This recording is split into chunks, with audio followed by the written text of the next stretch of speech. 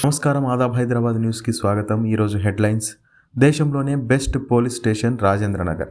డీజీపీల సమావేశంలో కేంద్ర హోంశాఖ మంత్రి నుంచి ట్రోఫీని అందుకున్న Rajendranagar PS SHO B Nagendrababu. 242 మంది ఆచూకీ గల్లంతు. 92కు చేరిన జపాన్ మృతుల సంఖ్య. 7.5 తీవ్రతతో సంభవించిన భూకంపం. ముగిసిన rescue operation. Fuel cell test success. జనవరి 1న ఫ్యూయల్ సెల్ను నింగిలోకి పంపిన ఇస్రో. భవిష్యత్ కార్యకలాపాల కోసం అభివృద్ధి చేస్తున్న ఇస్రో. విద్యుత్తు, నీటిని ఉత్పత్తి చేయగల సామర్థ్యం దీని సొంతం. ప్రక్షాళన దిశగా టీఎస్పీఎస్సీ. యూపీఎస్సీ తరహాలో టీఎస్పీఎస్సీ రూపకల్పన. ఏది చేసినా పారదర్శకంగా, తప్పులు లేకుండా చూస్తాం. మా ప్రభుత్వ హయాంలో నిరుద్యోగులకు అన్యాయం జరగదు. యూనియన్ పబ్లిక్ సర్వీస్ కమిషన్కు 100 ఏళ్ల చరిత్ర ఉంది. యూపీఎస్సీ పారదర్శకతను పాటిస్తోంది.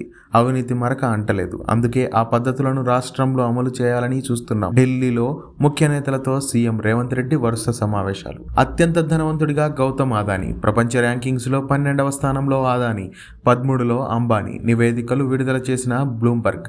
గతేడాదితో పోలిస్తే మెరుగైన ర్యాంకింగ్. నూతన ప్రభుత్వంలో WTITCకి సముచిత ప్రాధాన్యం. చైర్మన్ సందీప్ ముక్తల సూచనలు స్వీకరిస్తామన్న ఐటీ మంత్రి శ్రీధర్బాబు. WTITC అరైవల్ సమ్మిట్లో ముఖ్య అతిథిగా పాల్గొన్న మంత్రి. ఉద్యమంలో ఐటీ పరిశ్రమల అభివృద్ధిలో భాగమయ్యారంటూ సందీప్పై ప్రశంసలు. పట్నం వర్సెస్ పైలట్. బీఆర్ఎస్ పార్టీలో మళ్లీ వర్గపోరు. కుర్చీలు విసురుకున్న ఎమ్మెల్సీ, మాజీ ఎమ్మెల్యే. లోక్సభ ఎన్నికల సన్నాహక సమావేశాలు. తెలంగాణ భవన్ వేదికగా గొడవ. మాజీ మంత్రి హరీష్ రావు ముందు ఘటన. మీకు ఆ హక్కు లేదు. ప్రజల సొమ్మును పందికొక్కుల్లా మేసిన బీఆర్ఎస్ నేతలు. నెల రోజులైనా కాకముందే మాపై విమర్శల. కాళేశ్వరంపై విచారణ అనగానే వణుకు. అక్రమాలలో ఎవరి వాటా ఎంతో తేలుతుంది.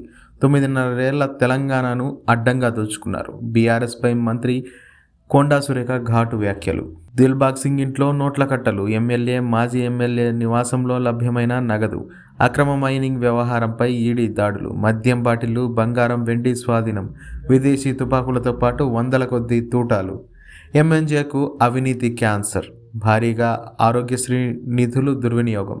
ఆరోగ్యశ్రీ ట్రస్ట్ నుంచి విడుదలైన నిధుల వివరాలు ఒకలా, హాస్పిటల్ డైరెక్టర్ ప్రకటించిన నిధుల వివరాలు మరోలా. రెండింటి మధ్య కోట్ల రూపాయల భారీ వ్యత్యాసం. బీఆర్ఎస్ ఫస్ట్ టర్మ్ సర్కార్లో అడ్డగోలు దోపిడీ. యూజర్ ఛార్జీల పేరుతో రోగులకు తప్పని వేధింపులు. దాతలు ఇచ్చిన డబ్బులు మటుమాయం. కొత్త సర్కారు దృష్టి పెడితే అసలు బండారం బయటికి పడే ఛాన్స్.